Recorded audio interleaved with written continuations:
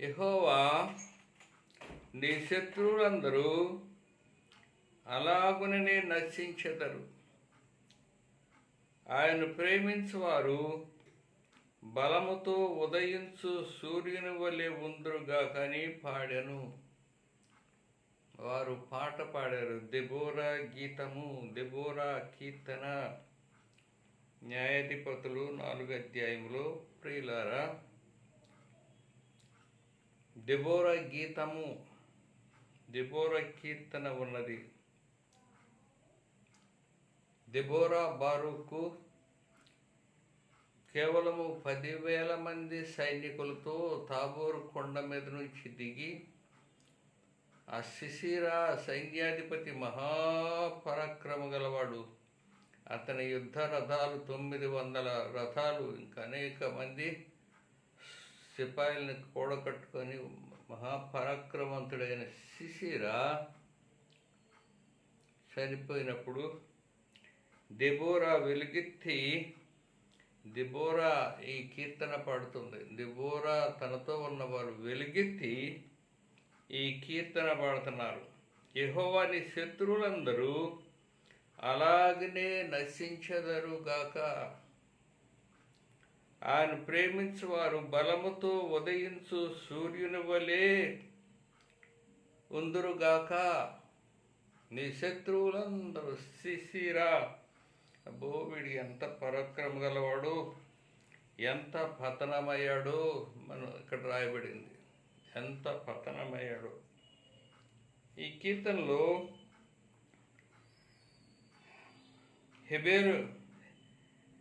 హెబెరు భార్య యాయేలు స్త్రీలలో దీవెన నందును, గుడారములో నుండి స్త్రీలలో ఆమె దీవెన నందును.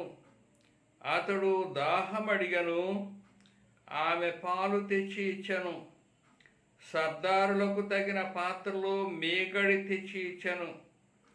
ఆమె మేకును చేత పట్టుకొనిను, పనివాని సుత్తెను కుడి చేత పట్టుకొని సిసిరాను కొట్టెను.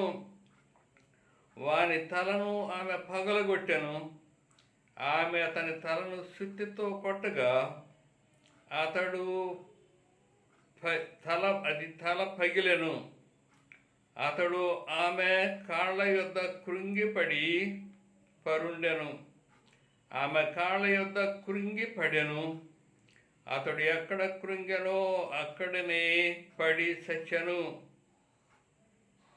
ప్రియులారా చూడండి, ప్యాథెటిక్, భయంకరమైన స్థితి, భయంకరమైన స్థితి.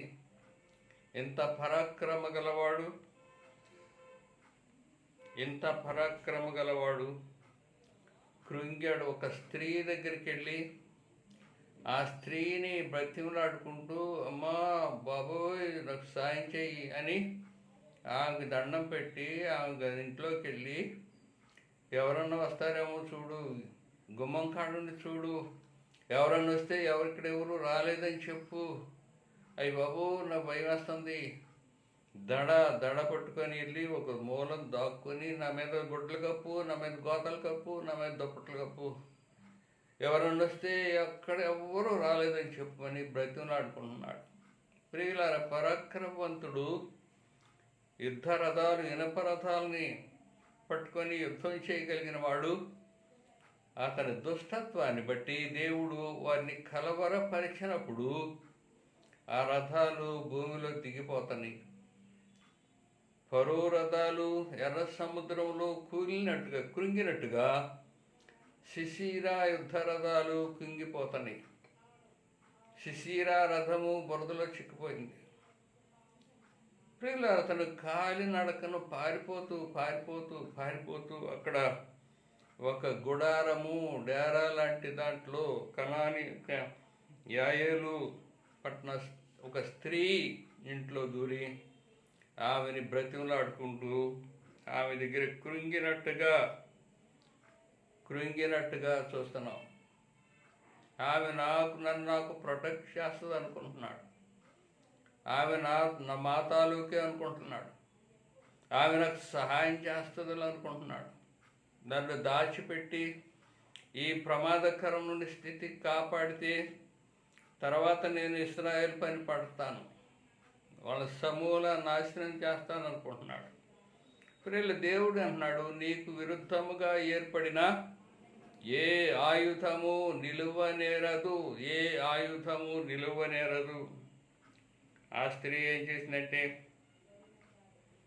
అతను దాహం అడిగను, ఆమె పాలు తెచ్చి ఇచ్చాను, సర్దారులకు తగిన పాత్రలు మీగడ తెచ్చి ఇచ్చాను. ప్రియులార, సర్దారులు, మహా సర్దారులు చూస్తాం కదా, అయ్యి బాబు ఎంతంత ఫైటర్స్, సర్దారుని ఎలా మేపుతారో ఎక్కడెక్కడ వీటిలో చూస్తుంటాం. రకరకాలైన బలవంతులు, బలాత్కారులు, దోపిడీ దుర్మార్గులు ఉంటూ ఉంటారు. నోవహు సమయంలో కూడా, నోవహు కాలంలో కూడా అలాంటి వారే ఉన్నారు. ఈ సర్దారులు, అతను పాలను అడిగితే, నీళ్ళు అడిగితే పాలిచ్చింది, సర్దారులకు తగిన పాత్రలో ఇచ్చింది.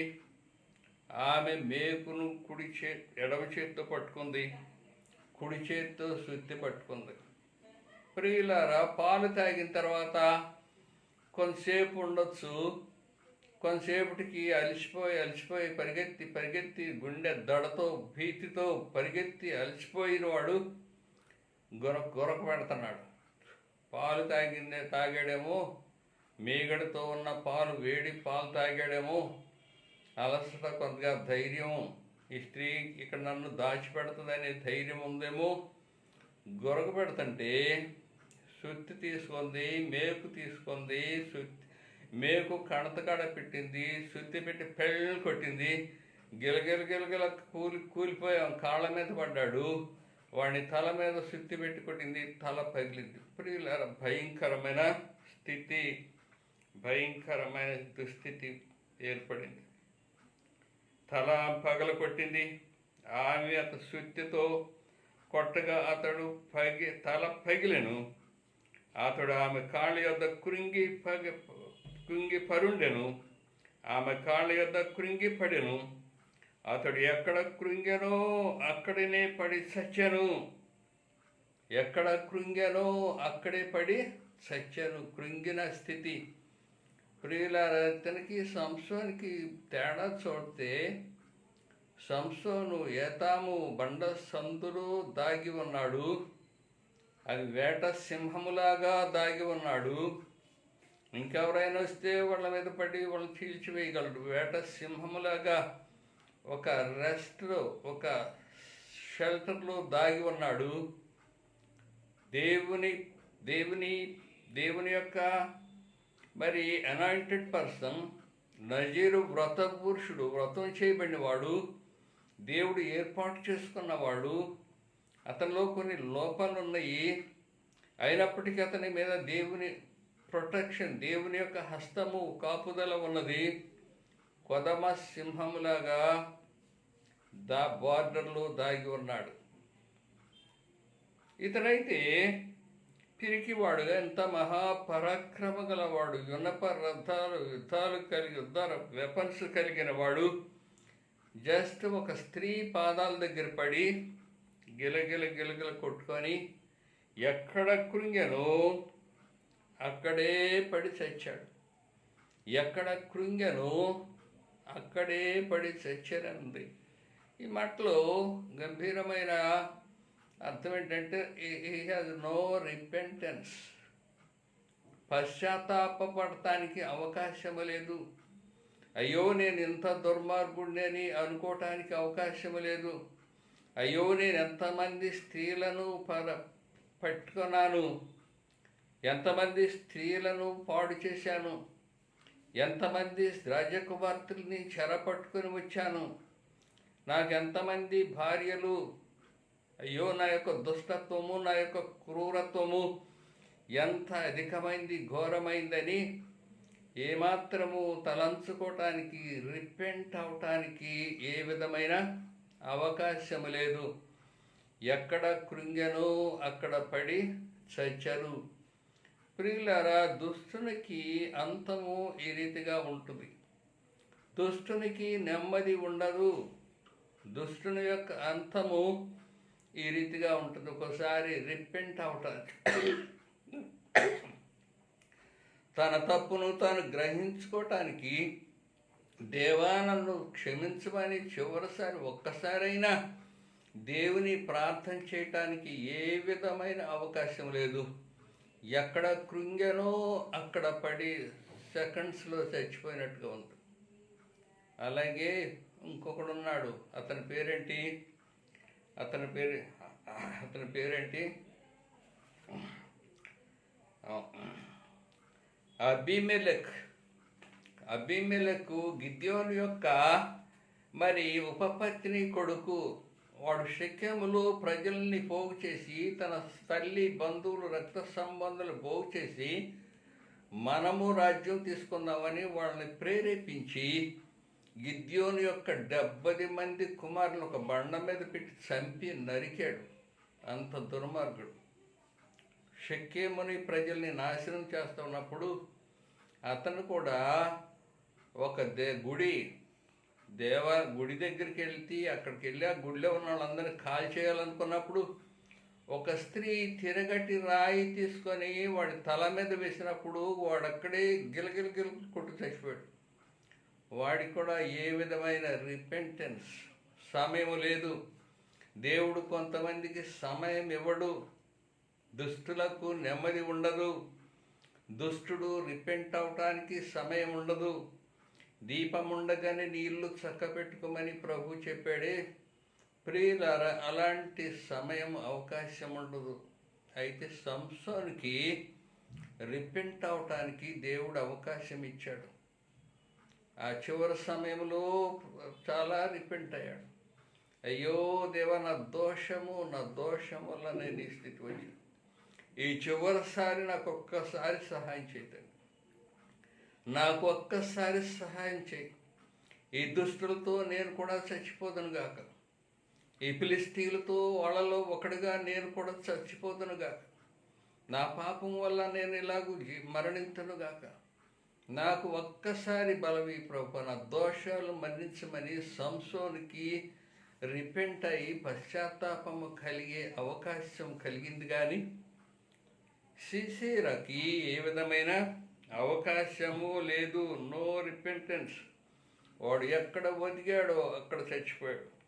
వాడు ఎక్కడ కృంగాడో అక్కడనే పడి చచ్చాను. భయంకరమైన మాట. సిసీరా తల్లి కిటికీలో నుండి చూచాను.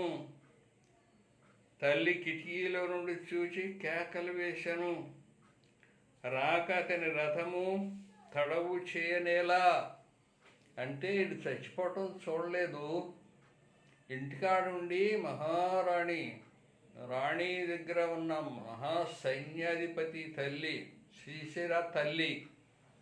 ఆ రాజుగారి కన్నా వీడు ధనవంతుడేమో, ఆ రాజుగారి కన్నా వీడు పరాక్రమవంతుడేమో. ఈ సిసీరా తల్లి మరి యుద్ధానికి వెళ్ళిన వాళ్ళు సాయంత్రానికి వస్తారు కదా అని కనిపెడుతుంది. కొన్నిసార్లు మన పిల్లలు కూడా కొన్నిసార్లు బయటికి వెళ్ళి మళ్ళీ త్వరగా రాకపోతే ఆ తల్లిదండ్రులు కనిపెడతా వేదన పడుతూ ఉంటారు. కొన్నిసార్లు హస్బెండ్ సాయంత్రానికి డ్యూటీ నుంచి రాకపోతే ఆ భార్య ఎంతో వేదనతో కనిపెడతా ఉంటుంది.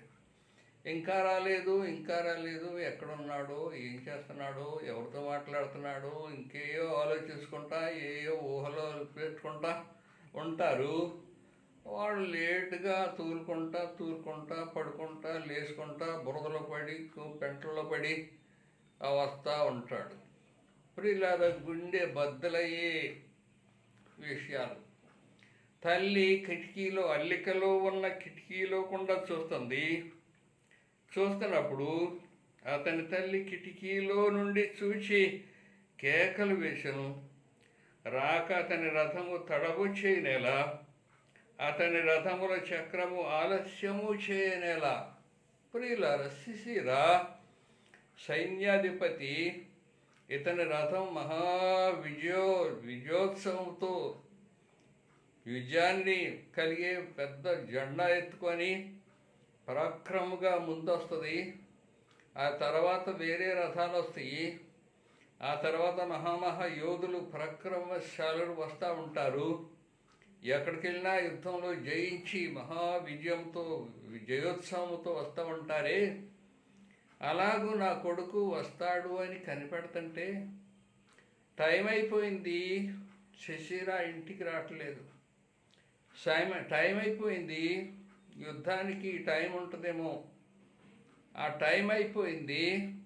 వాళ్ళు ఇస్రాయల్ వాళ్ళెంత చిన్న దేశం, ఊరిని కొట్టేసి వస్తారనుకుంటే వేడి ఇంకా రావట్లేదేంటి, శశిరా రథము రావట్లేదేంటి, తడవు చేస్తుందేంటి. అయితే తర్వాత కొన్ని రథాలు వస్తున్నాయి. అవి తూలుకుంటా వస్తున్నాయి.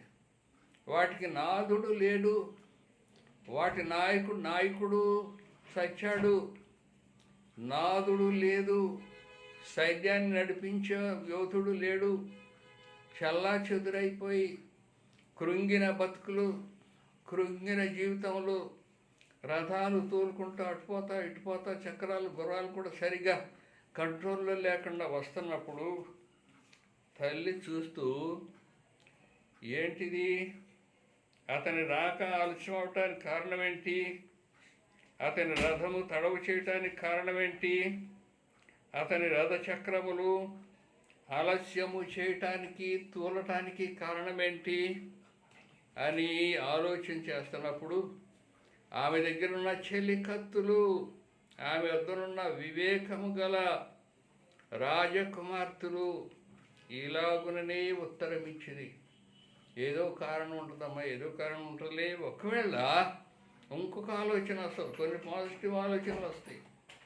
అక్కడేమో వాడు భయంకరంగా హతమైపోతే వీళ్ళు ఇంకా రాలేదని కనిపెడుతూ ఇంకా దురాశతో కూడిన సైతాను ప్రోత్సాహంతో కూడిన ఆలోచనలు, ఇంకా దురాశతో కూడిన ఆలోచనలు వస్తున్నాయి. ఏంటంటే వారికి దొరికినది కదా, దోపుడు సొమ్మును పంచుకొనుచున్నారేమో, యోధులందరూ తలా యొక్క స్త్రీని తీసుకొనుచున్నారేమో, ఒకవేళ ఒక్కొక్కడికి ఇద్దరేసి ముగ్గురేసి స్త్రీలను పంచుకుంటున్నారేమో, శిశిర రంగు వేయబడిన వస్త్రం ఒకటి దోపుడు సొమ్ముగా తీసుకొని బుట్ట వేసిన శాలు ఒకటి చక్కని అందమైంది తీసుకొని తన తల్లి మెడలో వేయటానికి వస్తున్నాడేమో.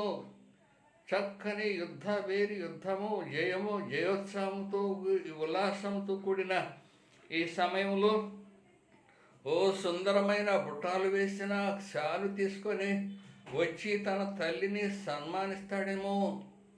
తన తల్లిని మీద కప్పటానికి రంగురంగులతో కూడిన వస్త్రాలు తీసుకొని వస్తున్నాడేమో. దోపుడు సొమ్ము తెచ్చి మెడ మీద వేస్తాడేమో. ప్రియులారా, ఇలాంటి దుష్టాలోచనలు చేస్తున్నారు. దుష్టాలోచనలు, లంచగొండులు, ద్రోహులు, బలత్కారులు. నోవహు సమయములు ప్రజలు బలత్కారులుగా ఉన్నారు. ఒకరినొకడు చంపుకుంటున్నారు. ఆడి చంపి వాడి భార్యని తీసుకుంటాడు. వాడు బలత్కారి సర్దారు, మహాపరాక్రమం కండలు పెరిగినవాడు. వాడు 10 మందిని చంపి 10 మంది వాళ్ళ భార్యలను తీసేసుకుంటాడు. ఒకళ్ళు 50 మందిని చంపితే 50 మంది వాళ్ళ భార్యలను తీసేసుకుంటాడు. బలత్కారముతో నిండిపోయింది లోకం. ప్రియులారా, ఇప్పుడు కొంత మన దేశం డెవలప్ అయింది. ఇదివరకు నా చిన్నతనంలో కూడా విలేజెస్లో ఒక వర్గము, ఒక బలమైన వర్గము జాతి ఒక 100 ఇళ్ళు ఉన్న కాడ అదొక విలేజ్. లేకపోతే ఒక్కోసాట 200 గడప ఉండేది, అది పెద్దది. ఆ 200 గడపున్న ఆ విలేజ్, ఆ క్యాస్ట్ లేకపోతే ఆ బలత్కారులు ఆ చుట్టుపక్కల ఉన్న చిన్న చిన్న గ్రామాలన్నింటినీ బాధలు పెట్టేవారు, శ్రమలు పెట్టేవారు, బలత్కారం జరిగేది. వారు ఏదైనా వీడిని ఏమనంటే వారు కొట్టేసేవారు. వాళ్ళ పొలాల్లో ఏదన్నా పోయిందనుకుంటే వీడిని కొట్టేసేవారు. ఇలాంటి పేదలైన వారిని, నిరుపేదలైన వారిని, చిన్న చిన్న గ్రామస్తుల్ని, పెద్ద గ్రామస్తులు, బలత్కారులు, దుష్టులు, ద్రోహులు ఈ ప్రజల్ని నలకొడుతూ బానిసల్లాగా శ్రమల్లో ములుగుతూ ఇలా కాలం గడపవలసి, పేదరికంతో కాలం గడపవలసి వచ్చేది. ఇప్పుడు ఇలా శిశిరా ఇలాంటి బలాత్కారి నోవహు దినముల్లో కూడా ఈ బలాత్కారులు మరి దోచుకుంటూ, శ్రమలు పెడుతూ, బలాత్కారముగా వారి స్త్రీలను తీసుకుంటూ, వారి ఆస్తి తీసుకుంటూ, వారి తిండి లేకుండా చేసుకుంటూ, వారి చేత కాళ్ళు పట్టించుకుంటూ, వారి చేత ఎట్టి సేకర చేపించుకుంటూ రకరకాలైన హింసలు పెడుతూ ఉండేవారు.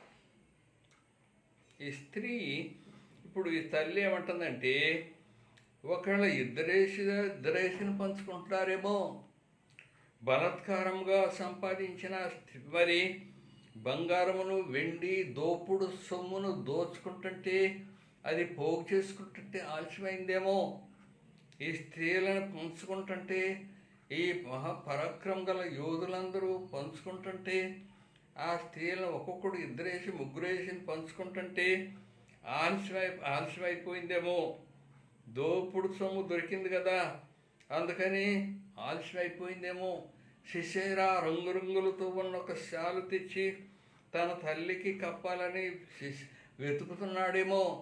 తల్లి ఇలాంటి దుష్టాలోచించేయొచ్చా? ప్రియులారా, దేవుని బిడ్డలు నీతిని, సమాధానాన్ని కోరుకుంటుంటారు. దేవుని బిడ్డలకి జాగ్రత్తగా ఉండమని చెబుతుంటారు. బలాత్కారము చేయకూడదు బాబు అని చెబుతుంటారు.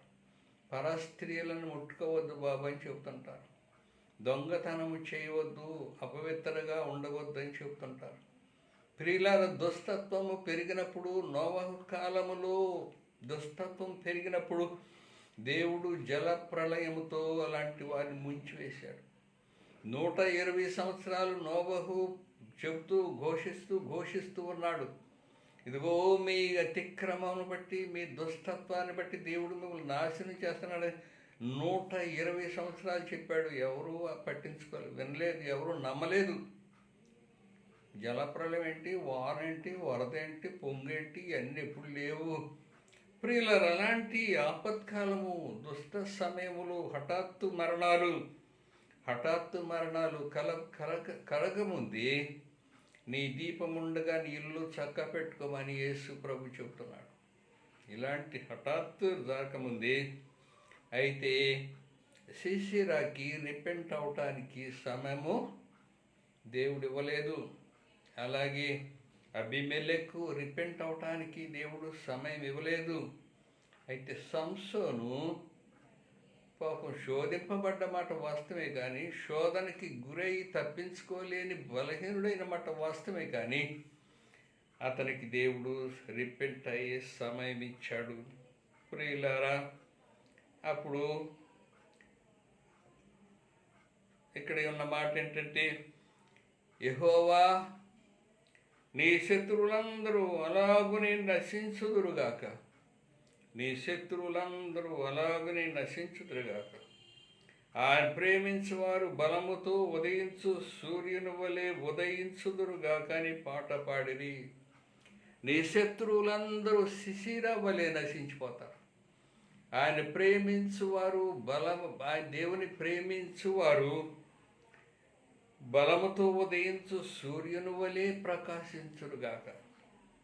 ప్రియులారా, ఈ పాట దెబోరా కీర్తనలో వ్రాయబడింది.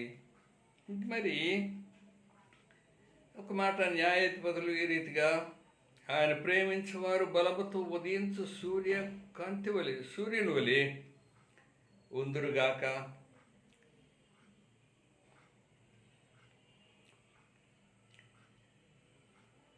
కనాను దేశములో మరి ఉన్న ఇబ్బంది ఏంటంటే,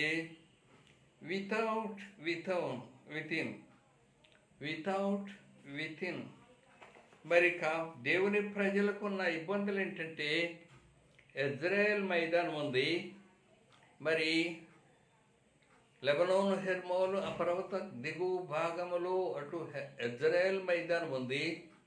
సమృద్ధి అయిన విస్తారమైన పాడి పంటలు పండుతూ ఉంటాయి.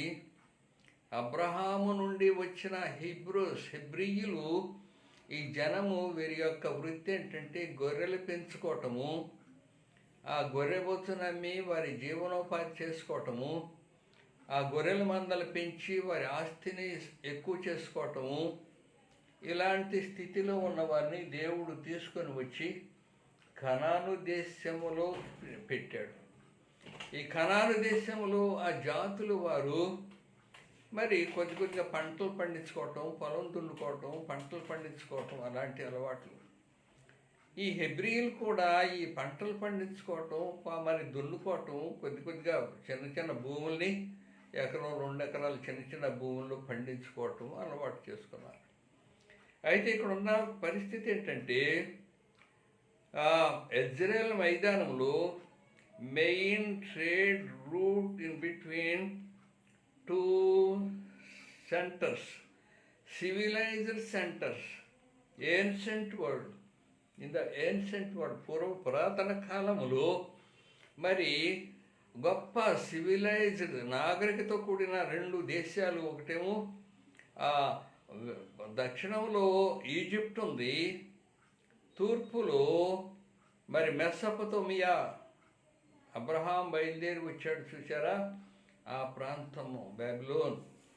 ఈ మెసొపొతేమియా తూర్పులో బాగా సివిలైజ్డ్ సిటీ, దక్షిణంలోనేమో పడమట్లోనేమో ఐగుప్తు దేశం ఈజిప్ట్ బలమైన సిటీ, సివిలైజ్డ్. ఆ బలమైన 2 పట్టణాల మధ్యగా ఒక రూట్, ట్రేడ్, వ్యాపారానికి చేయబడిన రోడ్లు హైవే రోడ్లు ఉన్నాయి. ఆ హైవే రోడ్లు మరి అటు ఇటు పోతూ ఉన్నప్పుడు ఈ ఇశ్రాయేలీలు వేసుకున్న పంటల్ని వాళ్ళు దోచుకుంటూ ఉండేవారు. ఒకసారి తూర్పునున్న ఇలాంటి రాజులు, కనానీ, హిత్తీలు, ఇవి రకరకాల తెగలున్నారే, వాళ్ళ రాజులు వచ్చి ఇశ్రాయేల్ కొట్టి ఆ ధాన్యాన్ని పంట పండే సమయంలో ఆ పంటను దోచుకుంటూ ఉండేవారు. ఇటు నుంచి ఐగుప్తీయులు వచ్చి దోచుకుంటూ ఉండేవారు. ఇంకా దక్షిణంలో ఫిలిస్తీన్లు వచ్చి ఈ పంటను దోచుకుంటూ ఉండేవారు. మిద్యానీయులు వచ్చి పంటను దోచుకుంటూ ఉండేవారు. అమోనీయులు, రకరకాలైన తెగలు. పాపము ఇశ్రాయేలీలు ఇంకా స్థిరపడలేదు, చిన్నవారు. వీళ్ళు కొద్దిగా పంటలు పండించుకుంటే వాటిని దోచుకుంటూ ఉండేవారు. Heroic defenders. ఆ సమయంలో దేవుడు న్యాయాధిపతులను పంపించాడు. ఈ హీరోయిక్స్ డిఫెండర్స్ సంసోన్ ఏంటి, గిద్యోన్ ఏంటి, దెబోరా, బారాకు, యెఫ్తా, ఇలాంటి అనేక మంది డిఫెండర్స్ ఆఫ్ ఫెయిత్, మరి డిఫెండర్స్, హీరోయిక్ డిఫెండర్స్. వీళ్ళు వచ్చి వాళ్ళని కాపాడుతూ ఉంటూ 200 సంవత్సరాలు ఇశ్రాయేల్ని కాపాడారు, ప్రొటెక్ట్ చేశారు. వాళ్ళు లేకపోతే ఎప్పుడో ఇశ్రాయేలు ప్రజలు అంతమై ఉండేవాళ్ళు. హీబ్రూస్ అనే జాతి లేకుండా పోయేది. హీబ్రూస్ అనే జాతి అబ్రహాము మొదలుకొని తర్వాత యెహోషువ వీరిని ఇక్కడ స్థిరపరిచాడు కనాను దేశంలో. యెహోషువ మొదలుకొని మళ్ళీ సమూయేలు వచ్చి సౌలుని రాజుగా పెట్టాడు. ఈ మధ్యకాలంలో 200 సంవత్సరాలు ఈ డిఫెండర్స్, హీరోయిక్ డిఫెండర్స్ వీరిని కాపాడుకుంటూ వీరిని ప్రొటెక్ట్ చేసుకుంటూ వచ్చారు. Second great danger attacking without by enemy and within by attractive, fascinating religion. ప్రియులారా, వీరికి 2 విధాలైన ఇబ్బందులు వచ్చినాయి ఇక్కడ ఉన్న ఇశ్రాయేల్కి. ఒకటేంటంటే ఎనిమి, శత్రువు వచ్చి అటాక్ చేయటము, శత్రువు వచ్చి కొట్టి అందరూ లాక్కుపోవటం, ఇదొక శోధన అయితే. ఇంకోటి within by attracting passionate religion. మరి వాళ్ళ యొక్క రిలీజియను, వాళ్ళ యొక్క అలవాట్లు, వాళ్ళ యొక్క దైవభక్తి ఇశ్రాయేల్ని ఆకర్షిస్తుంది. వాళ్ళ దేవతల దగ్గర విగ్రహారాధన, వాళ్ళ దగ్గర దేవతల దగ్గర డాన్సులు, వారి దగ్గర దేవతల దగ్గర అందమైన రకరకాలైన రంగులు ఇస్తున్న స్త్రీలు డాన్సులు, ఇవన్నీ చూసి ఇస్రాయేల్ దానికి ఈ రిలీజియస్ దానికి దృష్టికి మరి అట్రాక్ట్ అయిపోతున్నారు. ఇదొక శోధన, రెండు రకాలైన శోధన, విత్ ఇన్ వితౌట్.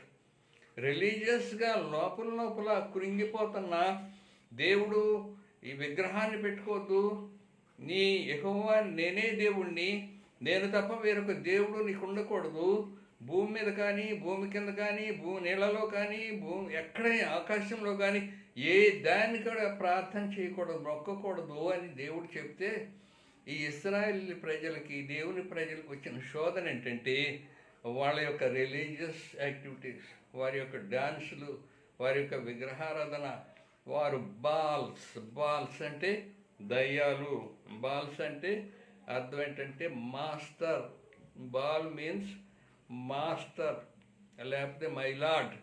ఈ బాల్స్ దయ్యాలు మరి ఆకాశంలో మేఘాల్లో నుంచి వస్తాయి, నీళ్ళల్లో ఉంటాయి, రకరకాలుగా యాక్టివిటీస్ కొండల్లో ఉంటాయి, చెట్ల మీద ఉంటాయి. ఈ బాల్స్ మనల్ని కాపాడుతుంటారు.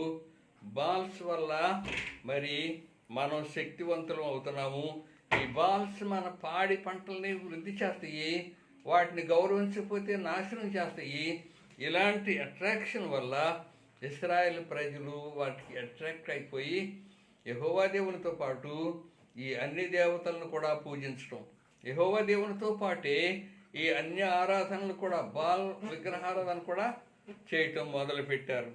ఇలా దీనివల్ల రెండు రకాలైన శోధనలు వచ్చినప్పుడు వీరు రెండు రకాలుగా సిసీరా మరి తల్లి ఏం చేస్తుందంటే, నా కొడుకు ఇంకా వస్తాడు, దోపుడు సొమ్ము తెచ్చి నాకు పెడతాడు, మరి పెద్ద శాలు తెచ్చి కప్పుతాడు, వెండి బంగారం గోల్డ్ అంతా తెచ్చేస్తాడు, ఒకవేళ 2-3 భార్యలు ఇంకా ఉన్నవాళ్ళు చాలకి ఇంకా తెచ్చుకుంటాడు. ఇలాంటి ప్రియుల చెడు ఆలోచనల యెహోవా నీ శత్రువులందరూ శిశిర వల్లనే నశించుదురుగాక, ఆయన ప్రేమించువారు బలముతో కూడి ప్రకాశించుదురుగాక అని చెబుతున్నాడు. పరిశుద్ధ తండ్రి, నీ పరిశుద్ధ నామమునకై స్తుతులు, వందనాలు. కృప చూపించండి, కనికరించండి. నీ నీతి, నీ రాజ్యము, నీ సమాధానం మాకు దయచేయమని యేసు ప్రభు నామమున వేడుకొంచున్నాము. ఆమెన్. తండ్రి, కుమారుడు, పరిశుద్ధాత్మని సర్వశక్తి కలిగిన ప్రభు అయిన యేసు క్రీస్తు మనకి తోడై ఉండునుగాక.